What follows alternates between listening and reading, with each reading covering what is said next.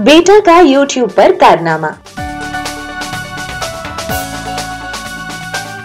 हालिया release superhit film जिगर के निर्माता विकास कुमार की तीसरी फिल्म बेटा ने यूट्यूब पर नया कारनामा किया है। बेटा भोजपुरी की पहली ऐसी फिल्म बन गई है जिसे मात्र 4 महीनों में ही 1 करोड़ से भी अधिक लोगों ने देखा है। निरहुआ म्यूजिक वर्ल्ड के अधिकृत यूट्यूब चैनल पर फिल्म को फरवरी माह में अपलोड किया गया था। पूर्वांचल टॉकीज के बैनर तले बनी निर्माता विकास कुमार व निर्देशक विशाल वर्मा की इस फिल्म में चुगली स्टार निरहुआ, अमृताली दुबे, अंजना सिंह, किरण यादव जैसे अन्य कलाकार हैं। बेटा के लेखक है शशि रंजन द्विवेदी। बहरहाल कम समय में 10 मिलियन व्यूज पाना बेटा की लोकप्रियता को दर्शाता है।